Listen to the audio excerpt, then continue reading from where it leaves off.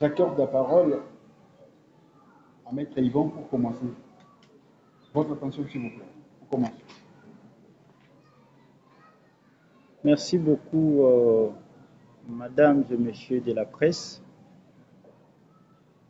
Avant tout, vous allez quand même accepter mes excuses pour ce grand retard, indépendamment de ma volonté. Nous étions dans une réunion très importante, la réunion du bureau politique, pour essayer d'évaluer la situation politique du moment et les enjeux de l'ère. J'avais pris langue avec votre collègue au sujet de cette rencontre si importante, afin de fixer l'opinion sur la situation politique, la santé de notre grande famille politique et union sacrée de la nation, la situation du moment par rapport à la désignation d'un sénateur qui devait remplacer le juge Mungulu Derez Mémoire, mais aussi et surtout la santé politique de notre grande famille politique, Alliance des forces démocratiques du Congo, parti cher au professeur Modeste Batil Kobo et regroupement AFDCA, le regroupement du professeur Modeste Batil Kobo. Nous allons d'abord commencer par le sujet de la désignation du juge.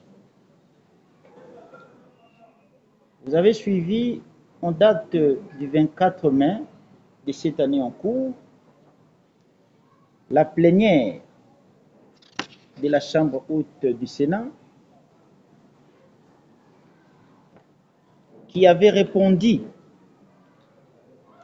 à l'article 158 de la Constitution au sujet de la composition de membres de la Cour constitutionnelle. Vous êtes sans ignorer que la Cour constitutionnelle est composée de 9 membres. Il y a 3 qui sont désignés par le président de la République, il y a 3 qui sont désignés par le Conseil supérieur de la magistrature, et il y a 3 qui sont désignés par le Parlement réunis en congrès. Vous allez partager les mêmes opinions avec moi au sujet d'une jurisprudence que je vais évoquer ici sur la désignation des 3 membres de la Cour. En son temps, il y avait le président Léon Kengwa-Dondo, le président de la Chambre haute, et le président Obem Minaku Nzalanzoko, le président de la Chambre basse du Parlement. Ils avaient désigné 3 juges, dont 2 venaient de la Chambre basse et 1 était désigné par la Chambre haute. Nous venons de traverser des moments un peu tristes par rapport à la disparition du juge Mungulu Derez Mémoire, qui venait de nous quitter. Et il a été question que le Parlement puisse désigner le remplaçant du juge Mungulu Derez Mémoire. Comme le juge Mungulu a été désigné par la Chambre haute, il fallait nécessairement que la Chambre haute puisse désigner le remplaçant du juge Mungulu. Voilà pourquoi le professeur Batil Kobo, en qualité du président du Sénat, avait convoqué et présidé une plénière pour la désignation du remplaçant du juge Mungulu. Le juge Mungulu était d'origine du Grand Équateur. Dans la plénière du 24 mai 2022, la plénière qui est souveraine de la Chambre haute avait désigné le sénateur Louis Mbonga. Ça, c'est la résolution de la plénière qui avait transmis les noms du sénateur Louis Mbonga, originaire du Grand Équateur, pour remplacer le juge Mungulu, décédé, qui était aussi originaire du Grand Équateur. Après avoir désigné le sénateur Louis Mbonga pour remplacer le juge Mungulu, il a été question que les 2 chambres se réunissent pour signer une décision conjointe, c'est-à-dire l'Assemblée nationale et le Sénat, qui avait siégé, le bureau, avait siégé et les deux présidents de l'Assemblée nationale et du Sénat, le professeur Batil Kobo et le président Bosso, ont signé une décision conjointe pour la convocation du Congrès afin d'entériner le sénateur Louis Mbonga qui était désigné à la Chambre haute par la plénière qui est souveraine. Vous verrez que la décision conjointe signée par les deux présidents de la Chambre a été bel et bien signée. Donc, la convocation du Congrès était régulière. Ça, c'est la signature du professeur Modeste Batil Kobo. Et de l'autre côté, c'est la signature du président de la Chambre basse, honorable Bosso. Nous sommes arrivés à la procédure légale pour les assises du Congrès afin d'entériner le sénateur Louis Mbonga. Mais il y a eu un peu de difficulté dont le chef des députés nationaux, du sénateur de l'espace Grand Équateur, qui avait exigé que le parlementaire doive obligatoirement désigner le juge et non le Sénat, alors que la jurisprudence nous renseigne qu'il fallait nécessairement que le Sénat puisse désigner parce que le juge Mungulu était du Sénat. Nous sommes allés au pourparler de députés et sénateurs et il n'y avait pas un commun accord. Alors, le Congrès comme a été convoqué et que le président du Sénat, le professeur Batil Kobo, devait présider ces assises, ils avaient jugé bon pour la cohésion et la bonne température du Parlement qu'ils puissent mettre à la course plusieurs sénateurs. Sur ces, il y avait ceux qui avaient désisté et dans la course il restait seulement 3. Quelques minutes après, il y a l'autre qui a laissé la place et il nous restait seulement 2 sénateurs. Mais en principe, on devait avoir un seul sénateur parce que vous êtes sans ignorer que la plénière est souveraine.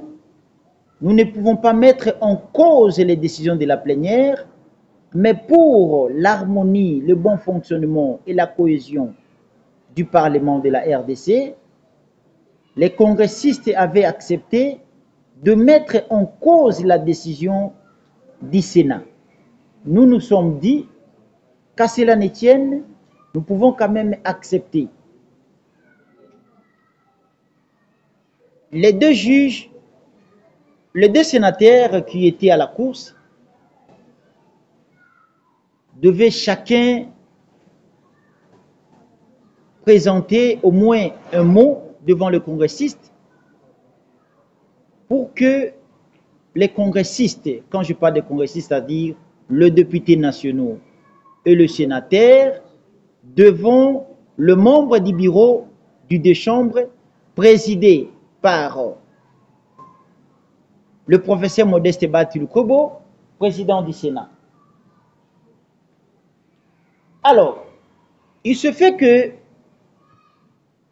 les 2 sénateurs, chacun était déterminé.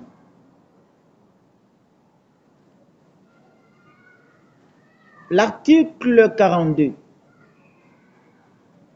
la Constitution de la République, nous oblige le respect des textes réglementaires.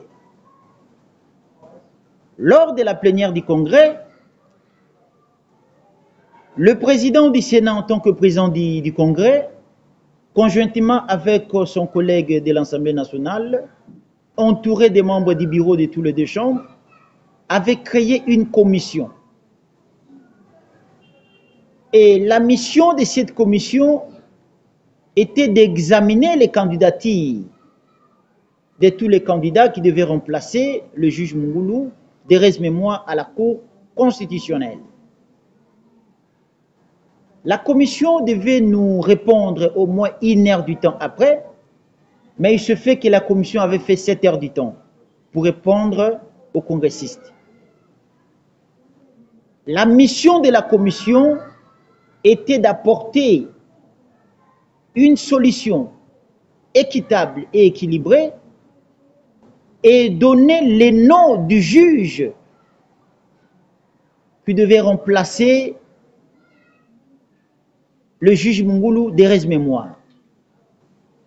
Dans le rapport de la commission, qui avait le pouvoir absolu de l'Assemblée plénière du Congrès, devant les congressistes, quand je parle des congressistes, je vois le président du Sénat, qui est le président du Congrès, son collègue de l'Assemblée nationale, entouré des membres du bureau de tous les 2 chambres, et les députés nationaux et sénateurs.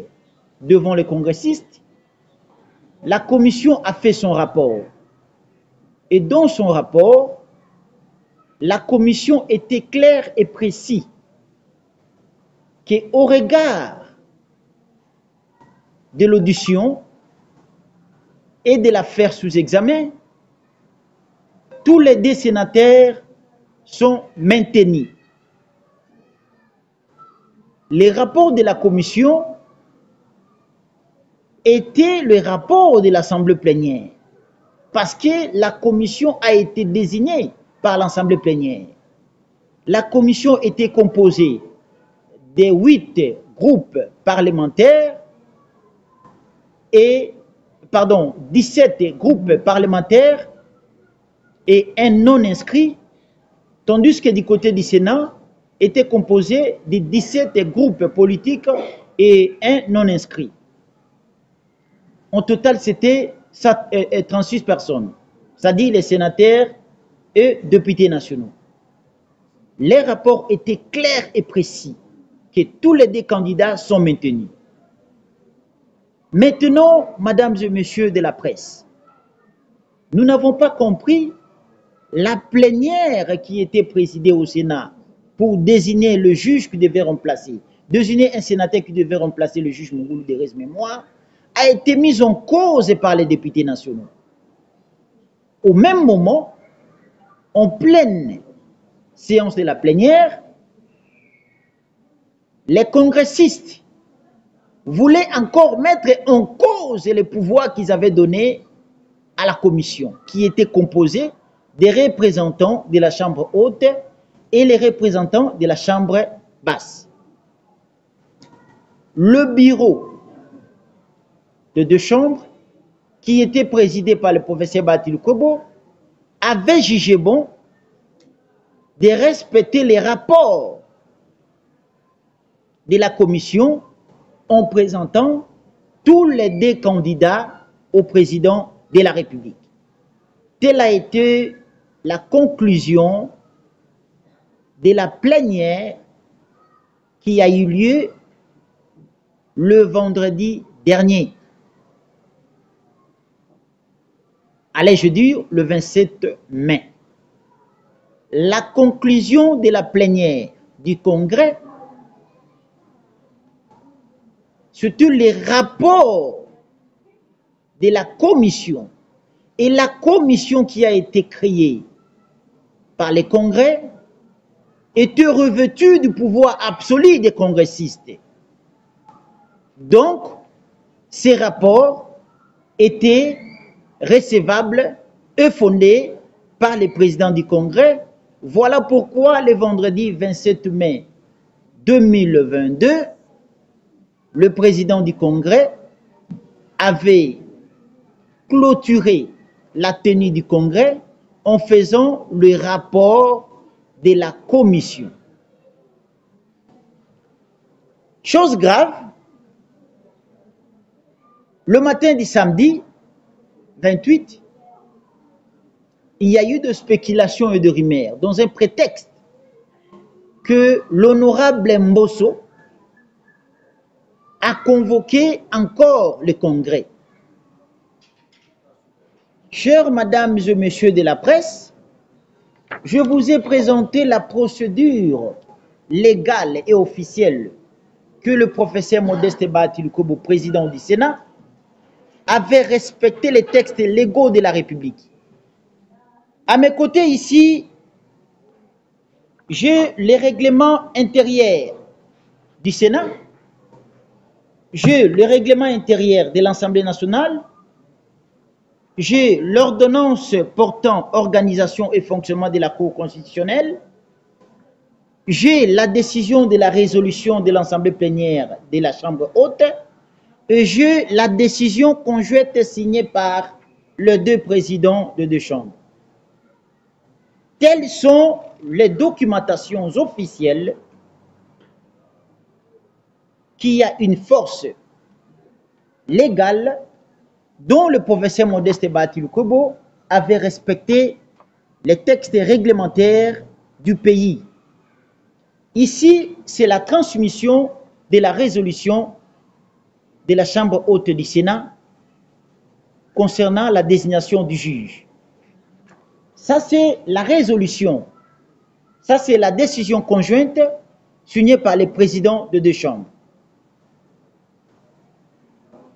J'aimerais que la presse congolaise nous parle et nous informe et nous éclaircit sur la procédure que M. Mbosso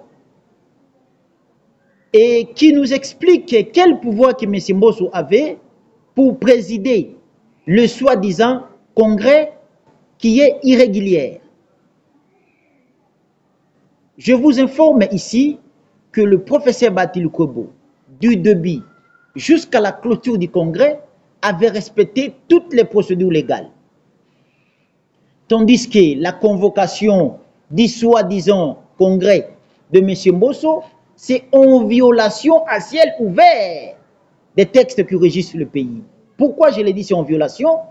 Parce que nulle part, M. Mbosso vous a brandi les documents qui lui donnent le pouvoir et droit de convoquer les assises du Congrès. En conclusion, ce qui s'est passé hier, samedi 28 mai 2022, dans la salle de plénière de l'Assemblée nationale, ce n'était que une petite réunion ou une réunion que M. Mbosso avait convoquée avec le député national et 2 ou 3 sénateurs membres du FCC de triste mémoire. Je vais dire ceci, mesdames et messieurs de la presse, le Congrès, c'est une assise du Parlement dont nous avons l'Assemblée nationale et le Sénat réunis, et le Congrès doit être présidé par le président de l'Assemblée nationale ou du Sénat en présence de tous les membres du bureau de la Chambre haute et de la Chambre basse. Vous aviez constaté, vous, mesdames et messieurs de la presse, les aventures d'hier, il n'y avait pas la présence de membres du bureau, du Sénat et le président du Sénat. En conclusion, ça n'était pas un congrès, ça n'était qu'une aventure de la polichinelle.